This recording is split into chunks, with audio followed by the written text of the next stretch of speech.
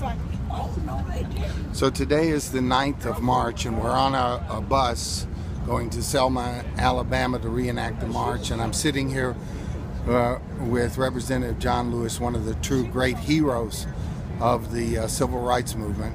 And Representative Lewis was telling me about the successful march, which occurred, 2 weeks after Bloody Sunday. And we were looking at the picture of him and Dr. Heschel and Ralph Bunch together. So I just wanted to get kind of your feelings about that successful march and what it was like at that time.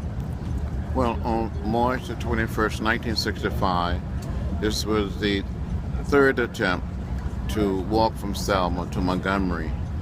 And Dr. King had requested that religious, labor, and political leaders from around the country to come. And it was so orderly and so peaceful. There were several thousand people walking. Some people said it was about 10,000 people leaving. In that line of march was Rabbi Heschel, Ralph Bunch, Martin Luther King Jr., Reverend Ralph Abernathy, and Anon from Missouri. We walked with a sense of pride and with a sense of dignity. We had the protection of the United States military. That was soldiers that were prepared to protect us on the 50 miles walk from Selma to Montgomery. And you told me you still have that jacket from that picture? I do not have the overcoat, the trench coat that I had on. I wish I did have that trench coat. People at the Smithsonian and the Library of Congress always asking me what happened, can I locate it? I wish I did have that coat. And you're on the far left of the picture. And no one ever knew that I know why there were leis, Hawaiian leis before. Why was that? But a group of citizens flew all the way from Honolulu to Alabama to show their support for the marchers. Mm-hmm. And they gave us, all of us on the front line, they gave us leis to wear. Did you have any contact around that time with Rabbi Abraham Joshua Heschel? I remember not talking with him directly, but we corresponded with Rabbi Heschel and other members of the Jewish community, especially religious leaders throughout America.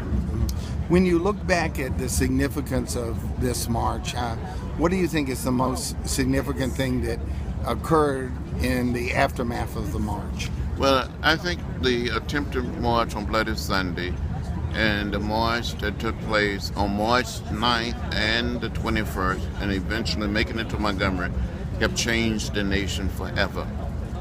There was a sense of righteous indignation because of the violence on Bloody Sunday, March 7th.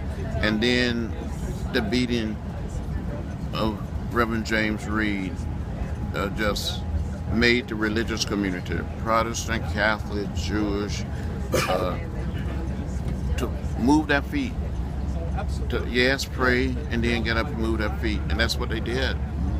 You know that after the march was over, Rabbi Heschel wrote to Dr. King and said he felt that as though his legs were praying.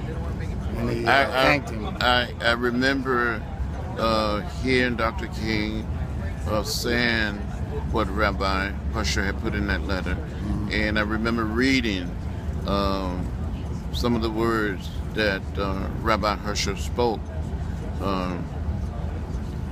He was considered one of the great religious thinkers, and by his coming to Selma, coming to Alabama, he helped move other people to act, to speak up, to speak out. He had a tremendous influence, not just in the Jewish community, but in the American community. So I just want to conclude by saying I am really honored to be with you here today. It's really one of the highlights of my life, and I just wanted to thank you for all that you've done for our country. No, well, thank you for being here. You're continuing the effort that others started many years ago. It's an ongoing effort to redeem the soul of America. Amen. Amen. Thank you. Thank you.